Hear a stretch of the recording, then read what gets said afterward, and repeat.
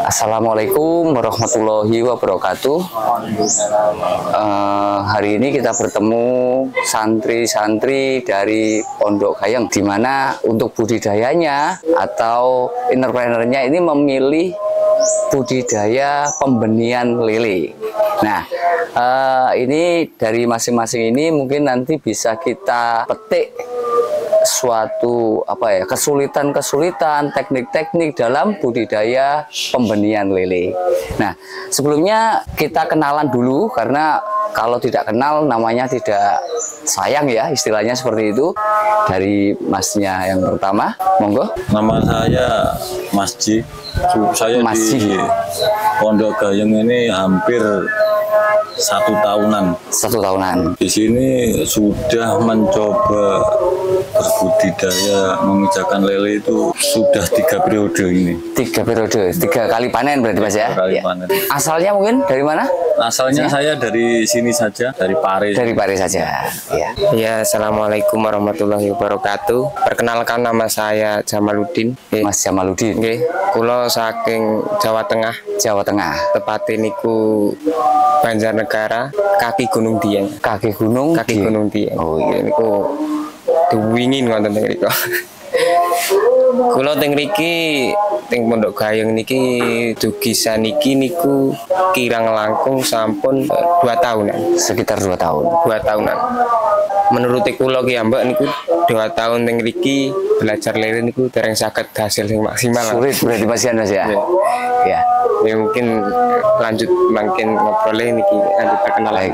Baik, Mas Jamal yang selanjutnya. Assalamualaikum warahmatullahi wabarakatuh. Waalaikumsalam warahmatullahi wabarakatuh. Nama saya Muammar dari Jawa Tengah, Wonosobo. Mas Muammar. Saya di sini sudah 2 tahun dan sudah mencoba budidaya lele sudah 12 kali. 12 periode. 12 panen, periode. ya. Berhasil terus, Mas Amar. Ada yang berhasil dan ada yang tidak. Assalamualaikum warahmatullahi wabarakatuh. Nama saya Ahmad Miftah Wildan, biasa dipanggil Wildan. Wildan. Iya, Wildan. Alamat saya Wonosobo, Jawa Tengah. Oh, Wonosobo Jawa. Iya, kaki Gunung Tiang sama aja. Oh, sama kayak Jamal ya. Iya, sama. Terus saya di sini baru kemarin awal bulan Desember. Saya di sini ikut sama PIC-nya Mbah Hanif. Jadi saya di sini masih belajar. Masih Proses belajar. proses magang. Masih magang. Baik, itu mungkin perkenalan dari masing-masing santri, di mana mereka yang menjalankan proses budidaya dari pembenihan lele, khususnya untuk pembenihan yang di Pondok Gayeng ini. Nanti mungkin bisa kita gali informasi proses untuk pembenihannya itu menggunakan teknik apa. Sebelumnya, secara umum ini untuk pembenihan lele itu susah atau mudah? Ya, untuk pembenihan lele itu dibilang susah, dibilang gampang, gampang, tapi banyak susahnya. Banyak susahnya. Baik, sebelumnya pakai teknik yang stripping atau yang alami? Yang di sini rata-rata stripping semua. Pakai stripping semua ya? Stripping semua. Dan Mungkin untuk prosesnya bisa diceritakan? ya, prosesnya itu kadang per satu pemijahan itu bisa sampai 25 indukan betina, 2 jantan. Betinanya 25 ekor, 25 ekor? jantannya 2 ekor. Untuk jantannya 2 ekor. Dari itu biasanya bisa memproduksi atau bisa menghasilkan untuk benih lele itu berapa ribu atau berapa juta? Yang kemarin saya jalan itu yang untuk periode kedua itu induk 20 ekor, 20 ekor? jantan 2 ekor itu bisa keluar 700 ribuan. 700 ribu. 700 ribu. Baik, jadi dari pemijahan indukan betina dengan sistem stripping dari 20 ekor betina, kemudian 2 ekor jantan, itu bisa menghasilkan 700.000 ekor. Itu sudah panen? Itu sampainya ukur di 4, terus ikannya ada trouble. Ya. Sampai sekarang ikannya belum panen. Jadi setelah prosesnya itu ketika umur sekitar 1 bulan berarti ya masih ya? Ya sekitar 45 hari lah. 45 hari berarti 1 bulan setengah ada trouble. Bisa diceritakan trouble-nya gimana Mas? Trouble-nya itu satu karena cuaca waktu itu.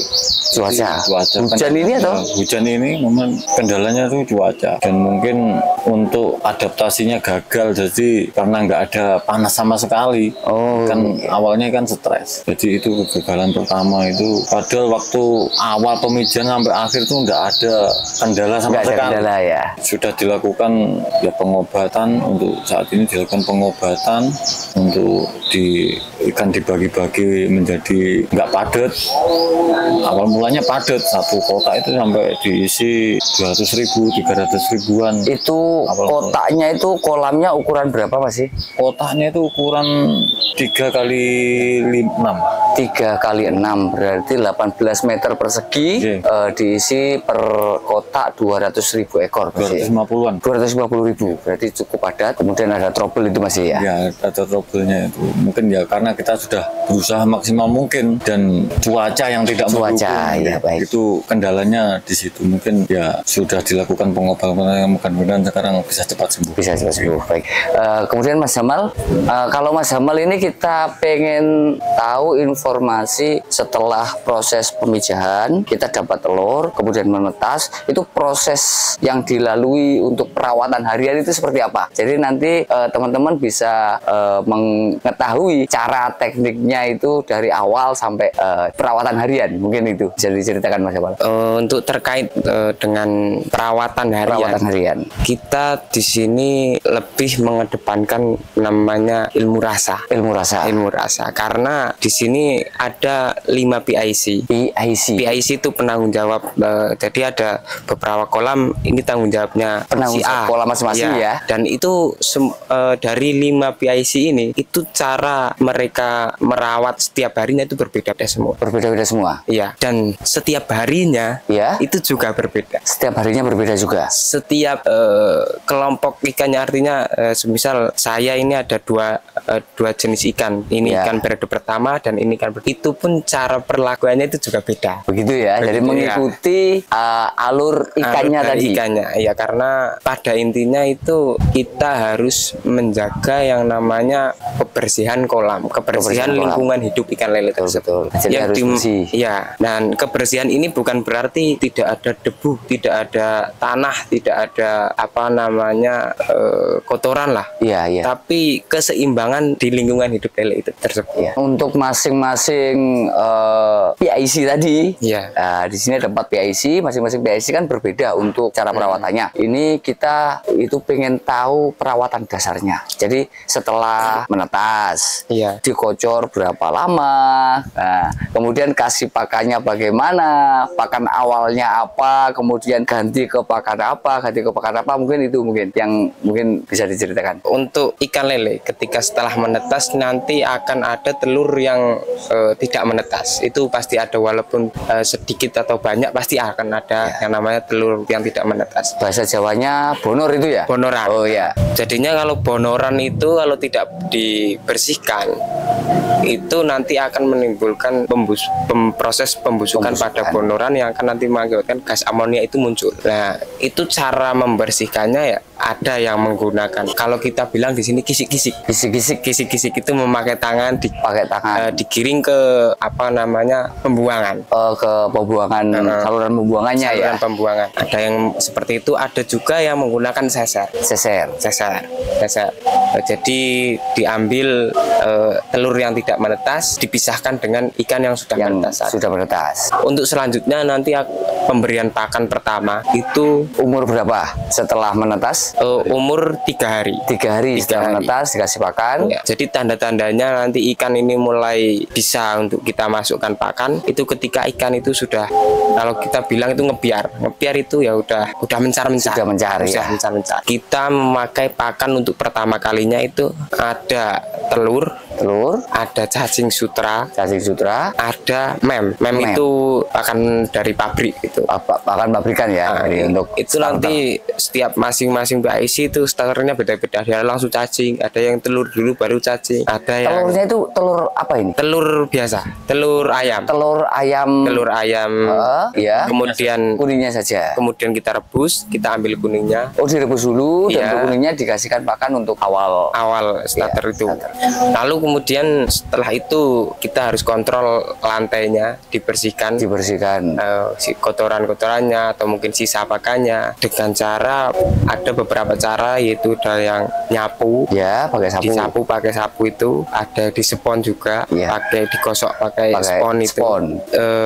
Nanti berbarengan dengan apa namanya pembuangan air. Saluran buang air ya. Iya, saluran buang ini dikurangi sedikit biar nanti ada arusnya untuk memudahkan pembuangan kotoran. Pembuangan tadi. Itu berapa hari dibersihkan sekali? Dibersihkan setiap hari atau Setiap kali kita akan memberikan makan. setiap kali sebelum kasih pakan ya? Iya, sebelum pemberian pakan. Kemudian untuk kocoran airnya itu berapa lama? Kalau kocoran airnya kita di sini memakai 24 jam. 24 jam. Ya nanti Nyala terus? nyala terus. Nanti kita tinggal menentukan besar kecilnya aja. Besar kecilnya saja ya. Misal kita setelah pada saat pemberian pakan, kocoran kita besarkan. Dibesarkan kalau kasih Pada pakan. saat pembersihan kolam, Iya, dasar kolam. lingkungan atau pemberian pakan kita besarkan. Kemudian nanti setelah selesai kita kecilkan kembali, gitu seperti itu. Oh begitu. Itu dilakukan setiap hari selama berapa hari, Mas Jamal? Nanti ada yang namanya sortir. Ya, sortir ukuran ya. Iya, sortir ukuran. Jadi memisahkan antara yang besar dan yang kecil itu kurang lebih pertama itu umur 10 hari. Umur 10 hari. Umur 10 hari itu dihitung mulai makan. Setelah makan ya. Setelah makan itu di umur 1 hari, nanti 10 hari kemudian kita Sortir pertama. iya, sesing. Ya, baik. Jadi untuk prosesnya setelah menetas itu nanti setelah umur 3 hari dibersihkan untuk sisa-sisa telur yang tidak menetas Iya. dengan cara disapu atau dengan pakai tangan, Iya. Mas Jamal ya. Kisik-kisik Kemudian dalam bahasa kisik-kisik dan itu diarahkan ke saluran buang dari kolam tersebut. Nah, setelah itu untuk pemberian pakan bisa dengan cacing sutra, bisa dengan kuning telur, bisa dengan mem. Ketiga cara ini bisa dilakukan. Nah, masing-masing mungkin Mas Jamal mengetahui untuk keunggulan dan kelemahannya masing-masing pakan ini. Yang pertama dari mem. Iya, Kalau mem kita lebih aman di ikan. Cuman nanti kelemahannya nanti pertumbuhannya. Pertumbuhannya nanti akan melambat. ikannya aman, pertumbuhannya yang kurang Melambat. ya, kurang lambat ya Iya. pertumbuhannya. Terus untuk cacing, Cacing sutra kalau ya. untuk cacing, nama cacing sutra itu kan hewan hidup. Ya, Nah, itu bagus buat ikan. Ikannya cepat besar, aman juga ya. aman buat ikan. Ada kekurangannya satu. Kekurangannya Karena dia hewan hidup, Ya. makhluk hidup, dia butuh oksigen. Ketika kita mengendalikan oksigen Ya. dalam kolam itu tidak cukup, Kurang gitu ya, maka nanti akan bermasalah Akan pada ikannya. ikannya. Ya, jadi karena sama-sama membutuhkan oksigen, Iya. akhirnya rebutan gitu Iya, ya. rebutan intinya. oksigen. Jadi kita harus menyediakan oksigen lebih. Oksigen lebih. Iya. Kalau Menanggulangi saya tambahkan mungkin Biasanya menggunakan apa? cacingnya dipres. Porsinya ya, porsinya dipres. Jadi sekali tebar langsung habis. Sekali tebar harus habis.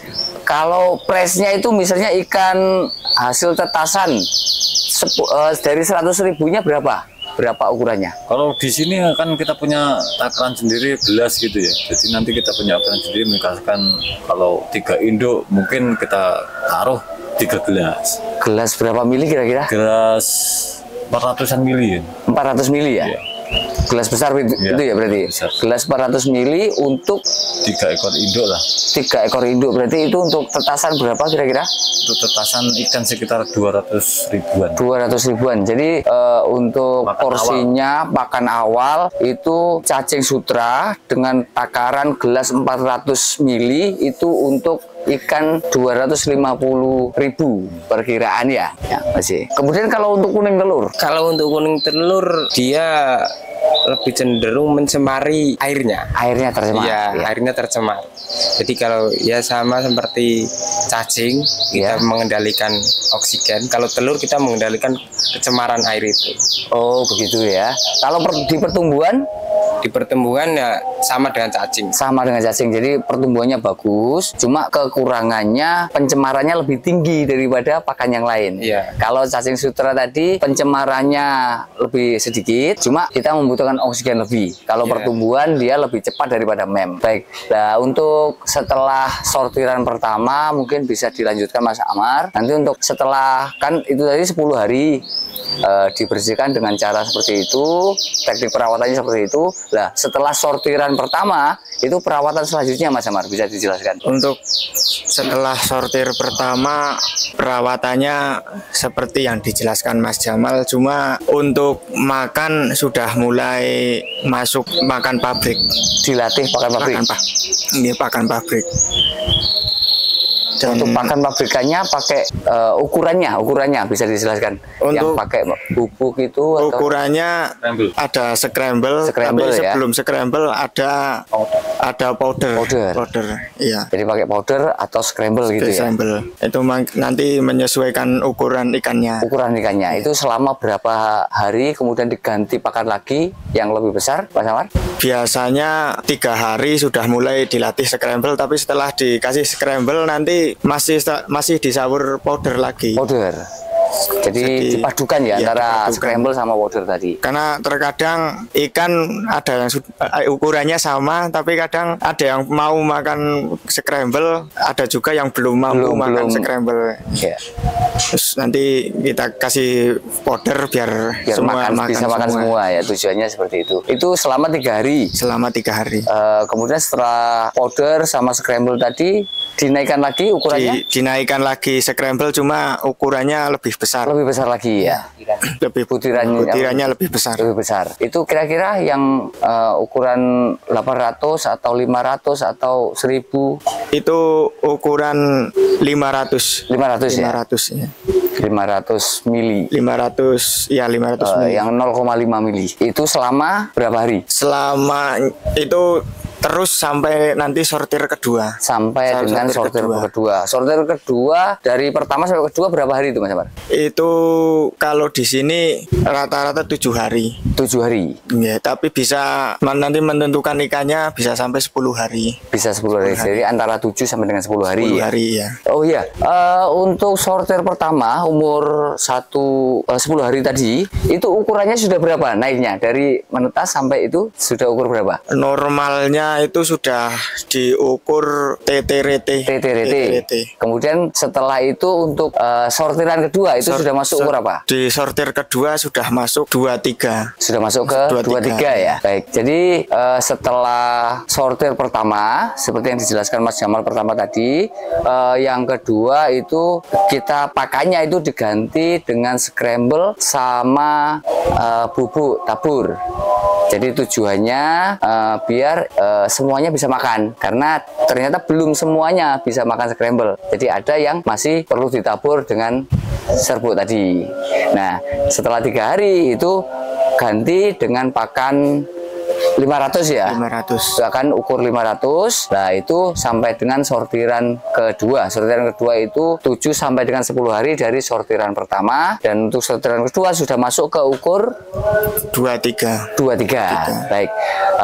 Kemudian untuk perawatan selanjutnya bisa dijelaskan, Mas? Untuk perawatan selanjutnya itu tidak lebih rumit, maksudnya itu kalau ini kan harus gosok-gosok kalau sabu gitu kan ya. Kalau yang udah ukur 23 ke atas itu cukup gosok-gosok aja, gosok lebih ya, tinggal lebih melanjutkan lebih mudah ya, ya. Soalnya kalau yang kecil itu butuh perawatannya ekstra karena masih itu belum sempurna gitu ya. Kalau udah besar itu ukur 23 lebih itu cukup gosok kolam aja sebelum kasih pakan. Sebelum kasih pakan pagi? Iya. Pagi sore atau pagi aja? Pagi sore. Pagi sore. Jadi sebelum dikasih makan digosok, dibersihkan, kemudian baru dikasih pakan. Kasih pakan, kocor dulu. Kocornya dibesarkan gitu ya. Terus tunggu baru kasih pakan. Kasih pakan. Itu sampai 1 minggu. 1 minggu. Setelah 1 minggu sudah masuk sortir ketiga. Iya. Sortir ketiga itu sudah ukur berapa? Sampai ukur 4. ukur 4 ya. Baik. Kemudian setelah itu untuk panen 34 berarti umur 30 hari ya. 30 hari. Nah, itu sortir ketiga sudah masuk ukur 4. Kemudian untuk sortir ketiga keempatnya itu masih ada lagi atau gimana? Itu masih membutuhkan waktu sekitar 2 minggu lagi. 2 minggu lagi, Sampai 15 hari lagi ya. Panen, iya. Ya. Jadi untuk proses budidayanya setelah menetas butuh waktu sekitar 45 sampai 50 hari Iya. sampai dengan waktu panen. Iya. Mungkin ya itu tadi teknik-teknik dari teknik dasar ya untuk budidaya pembenihan lele. Nah, mungkin nanti kalau ada pertanyaan-pertanyaan nanti bisa disampaikan lewat komen. Jadi nanti bisa dari komen tadi kita akan bantu untuk penjelasan-penjelasan jika ada kesulitan-kesulitan dalam pembenihan lele. Dan untuk mas-mas narasumber dari Pondok Gayeng, kita ucapkan banyak-banyak terima kasih atas ilmu yang disampaikan, karena mungkin kita cuma bisa mengucapkan terima kasih. Semoga Allah nanti membalas kebaikan dari share ilmunya ke kita semua. Demikian dari kami untuk teknik budidaya pembenihan lele, teknik dasarnya. Saya tutup. Wassalamualaikum warahmatullahi wabarakatuh.